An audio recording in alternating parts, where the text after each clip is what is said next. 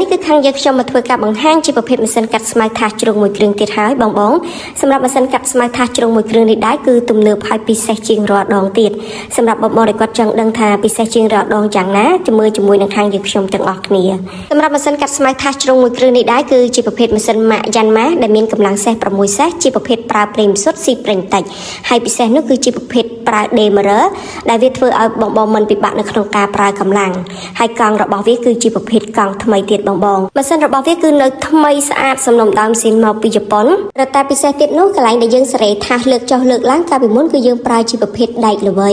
ចាសម្រាប់ម៉ាស៊ីនកាត់ស្មៅមួយគ្រឿងនេះគឺទំនើបតែម្ដងគឺជាប្រភេទប្រើម៉ូទ័របញ្ជាឥឡូវគឺយើងទៅស្ដាប់សលេងម៉ាស៊ីនទាំងអស់គ្នាបងគ្រាន់តែយើងស្ដាប់សំឡេងម៉ាស៊ីនប្រឆេះនេះក៏ដឹងថាម៉ាស៊ីនគឺនៅអែមតែម្ដងជាប្រភេទម៉ាស៊ីនដែលនៅសំណុំដើមស៊ីនមកពីជប៉ុន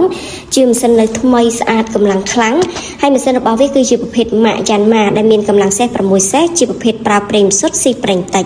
ហើយកង់របស់វាគឺជាប្រភេទកង់ថ្មីទៀតហើយកាន់តែទំនើបនោះកន្លែងថាសដែលយើងសេរីលើកចុះលើកឡើងនោះគឺយើងប្រើជាប្រភេទម៉ូទ័របញ្ជាទៀតបងវាមិនធ្វើឲ្យបងពិបាកនៅក្នុងការប្រើប្រាស់ទេ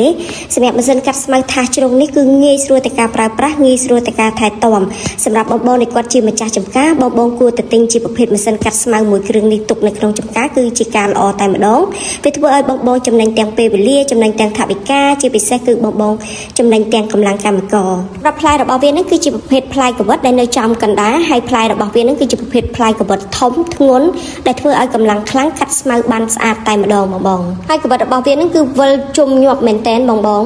សម្រាប់បងដែលគាត់ត្រូវការជាប្រភេទម៉ាស៊ីនកាត់ស្មៅថាសជ្រុងមួយគ្រឿងនេះគឺបងអាចធ្វើការឆាតចូលនៅក្នុង page ដើម្បីសាកសួរព័ត៌មានខាងយើងខ្ញុំគឺមានក្រុមការងារផ្ដល់ព័ត៌មានលម្អិតជូនបងឬក៏បងអាចទំនាក់ទំនងជាមួយនឹងលេខទូរស័ព្ទរបស់ page ដែលមាននៅខាងក្រោមនឹងស្រាប់ឬក៏បងអាចអញ្ជើញឡើងមកដល់ទីតាំងផ្ទាល់សម្រាប់ខាងយើងខ្ញុំគឺមានអាស័យដ្ឋាននៅផ្លូវជាសភារាទល់មុខស្នងការក្រុងខាងក្រៅភូមិឋានមាតុភូមិ